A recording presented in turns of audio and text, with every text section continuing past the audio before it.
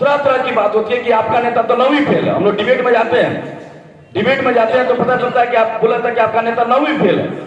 अब उस डिबेट में आप अपने नेता के सपक्ष में उस 9वीं फेल का जवाब क्या दीजिएगा, तो हमको मालूम होना चाहिए कि वहां पर बहुत लोग चुप हो जाते हैं।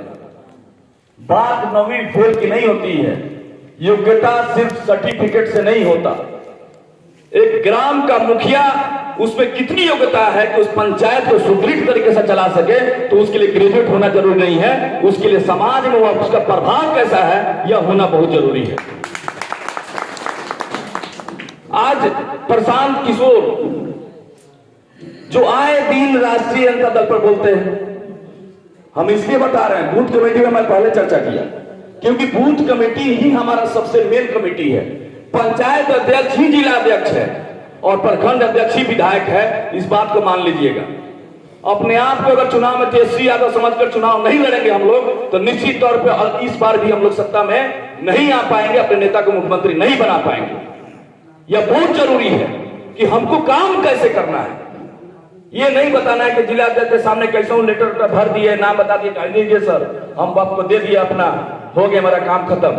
कागज पर काम नहीं, काम करना है तो अपने नेता लालू प्रसाद यादव वाला काम कीजिए, यानी D2D काम करना होगा, डोर टू डोर, दरवाजे दरवाजे जाना होगा, बताना होगा कि माई बहन योजना क्या है, बताना होगा कि वृद्धा पेंशन 400 आपका अधिकार नहीं, आपका अधिकार 1500 है, बीच में आपका 1100 रुपया नीतीश कुमार की सरकार खा रही है, इस बात को बताना होगा। 200 यूनिट फ्री बिजली आपको हम लोग के नेता देने जा रहे हैं। स्मार्ट मीटर आपका कैसे चोरी करता है, यह बात आपको दरवाजे दरवाजे जाकर बताना होगा। यह बात कौन बताएगा? पंचायत अध्यक्ष बताएगा, प्रखंड अध्यक्ष बताएगा, जिला कमेटी बताएगा।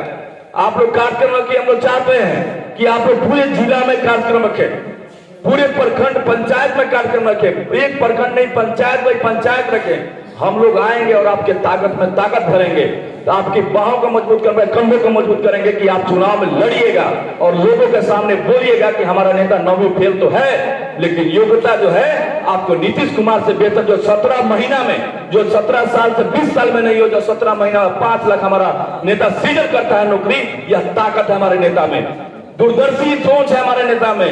यह बात कौन बताएगा? यह बात आपको और हमको बताना है। जब तक यह बात जन जन तक में नहीं पहुंचेगी, तब तक चुनाव बीच मझधार में रहेगा। जब तक आप अपने आप को सुदृढ़ नहीं कर पाइएगा, तब तक जनता में आप जा नहीं पाइएगा। बहुत सारी बातें हैं। बीच में हम लोग अंबेडकर आपको संविधान के प्रति भी हम लोग कार्यक्रम किए थे। कई एक कार्यक्रम में गए थे, 5 गो लोग 10 गो लोग जाता है। हमारे एक दोस्त बोल रहे थे कि झूठा लोग एग्रेसिव है, तो कहा जाता है, किसी ने कहा है कि अगर झूठ को भी 100 बार कहोगे, जोर से कहोगे, तो वह सत्य लगने लगता है। जैसे हमारे नरेंद्र मोदी प्रधानमंत्री जी बोलते हैं ना, तो सबसे जोर से झूठ बोलिएगा, चोर झूठे बोलता है, और जोर से बोलेगा हम चोरी ना किए, तो आपको विश्वास था कि साला चोर ना है, लेकिन चोर वही होता है।